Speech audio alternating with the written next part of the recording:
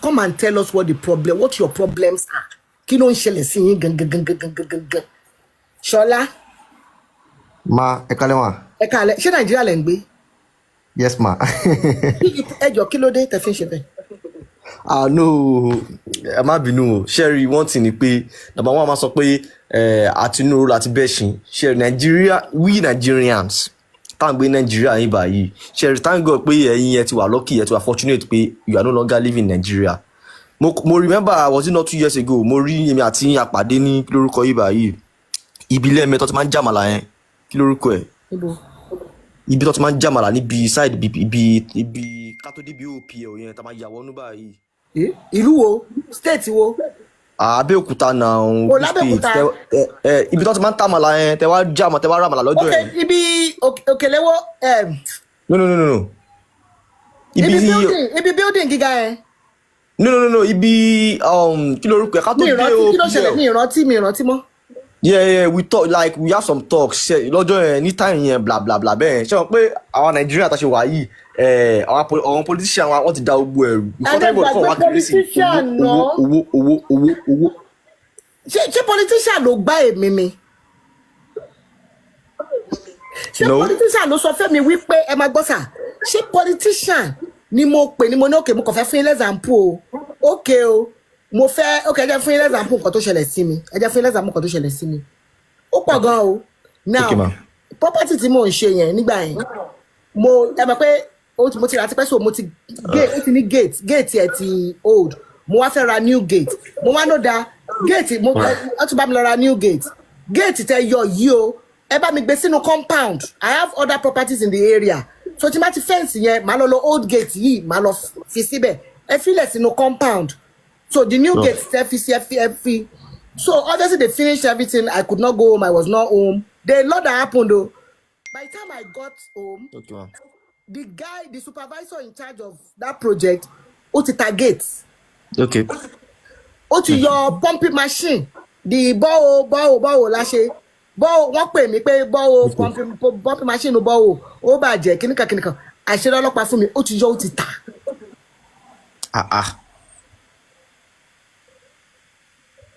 Ó ti yọ ó ti ta gate.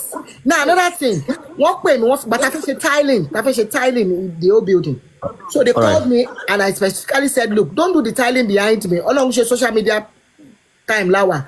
Send me when you get to the place, Federal Tiles. Send me the pictures, send me pictures of wall tiles, floor tiles. Let me pick the ones I want, blah, blah, blah, blah, blah. Sure. They did that, and I specifically instructed them. I said, look, do not be in charge of the transportation of these tiles. Okay. If it's tiles, ẹ jẹ́ kó wá transportation, ẹ jẹ́ kó bá yín jà. Don't get involved. Okay. Let them be the one to do it because they know how they arrange all these tiles and everything. Sure. So by the time we are ready to do the tiling, the tiler will not have a problem. Guess what? Sure. So others offer me iye báyìí ni wọ́n náà máa gbà. Money fine. I sent it. Only like tiler why they offer tile. Guess what happened? What happened, man? Over 80% of the tiles were broken. Oh. Over 80% of you can imagine four flats. Karatasi 4 flats. All the wall. Latoke dele ati lele. 80% of all the tiles started at 44. Why? Because the rubbish guy, the supervisor, nítorí owó tó fẹ́ gbé, you know, instructed them. Don't get involved in the transportation. Let ibi tẹ́tí time. Àwọn ni kó bá yín wá transport. Àwọn ni kó bá yín jà. Àwọn ni kó bá yín tò. But nítorí pé òun rí cheaper transportation. He wanted to gain money after he had gained a lot of money. And he now bought cheaper tiles than in Kotemi sọ pé mo fẹ́. Yes, ma'am. I can't begin to go into details. Sorry, ma'am. Sorry to hear that. Sorry, Bibo. Sorry, Bibo. It has happened. Sorry, Temi. Jeba wo ni mo ti ní mi ṣe nǹkan kan ma liquidate, ma kówó mi. Sorry. Òun ló lose. Sorry. Number one, I will never recommend him. Number two, I will tell everybody tó bá dúró sẹ́gbẹ̀ẹ́ màmá ni ó lè ní o. Ó lè ní sorry kò ṣe sorry. Mommy. Mo ń gbọ́. You know, there are still a lot of people out there, good people out there in Nigeria here. No, what you wow, mommy. Ẹni ṣubú ṣọlá. Ó yá Mandela. Sára Nàìjíríà ni. Bẹ́ẹ̀ni. Nàìjíríà lè ń gbé. Nàìjíríà mo ń gbé. Kọ́níṣọ́ ọwọ́ ni yín sà. Bẹ́ẹ̀ sà, bẹ́ẹ̀ mà.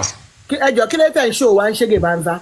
Kí ló dé tẹ̀fẹ̀ ká wá lé mọ́? Kí ló dé tẹ̀fẹ̀ ká máa wá Nàìjíríà ẹ̀ pápá jùlọ yìí oníṣẹ́ ọwọ́? Kí ló dé tẹ̀fẹ̀ ká máa wá lé mọ́? Tẹ̀fẹ̀ ká máa ṣèkan sílé mọ́? Hello ma. Ẹ bá mi mute ẹjọ́. Hello. Okay. Ẹ bá mi mute and everybody will wait for their turn ẹjọ́ mo bẹ̀ yín ni. I can understand your pain. Ẹ bá mi mute everybody. Ẹni tí ó sọ̀rọ̀ nìkan ni kó sọ̀rọ̀. I can understand your pain. You understand? It's not only my pain. I'm sure it's the pain of a whole lot of us in that. A whole lot of people. She understand. I have people abroad. I family wa. I have a lot of people abroad that I do a lot of things for. She understand.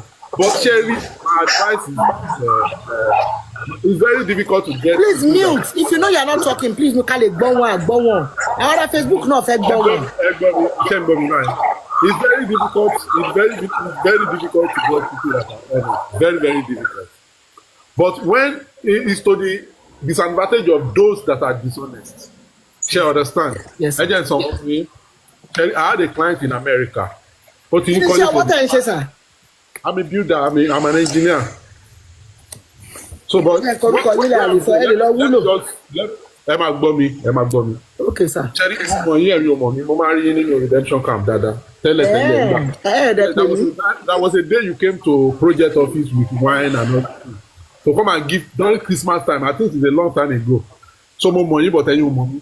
But what I'm saying ẹ kàn gbọ́ mi. I had a client. Somebody introduced the client to me, my accountant in America. He has been building out for the past 7 years. So mo wá lọ bá wọn kọ́lé yẹn lálàkùkọ. So when they came home, they were very, very happy. So they now introduced me to another person. So this other person has a property in Asaba. So I went there to do it. After completing the house, this man, you know, they came together, about 3 of them in America. They bought me a land and they built me a house. The house that I'm talking from, I'm living in the house now. Oh wow! So they built it from scratch and completed everything, big compound, everything. They did it with their own money, 3 of them. And I've done a lot of projects. In fact, I'm doing one in Surulere now for the first person that I did a project for in America. The woman in the camp, that's this woman that I just completed the house for. She stays in London. See, where I'm going is this.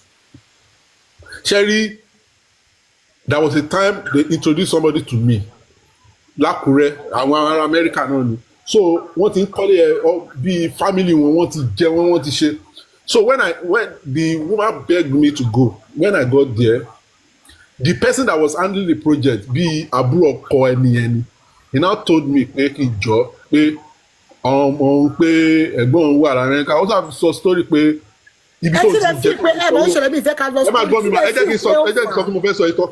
Ó ní pé ibi tó ti ń sanwó sukú àwọn ọmọ òun kéré project yẹn ló fi ń sanwó sukú àwọn ọmọ òun ló fi ń sanwó ilé pé kí n jọ pé òun mọ̀ pé mi ni mo fẹ́ wá bá wọn ṣiṣẹ́ yẹn pé but báyìí náà ṣe ń ṣe.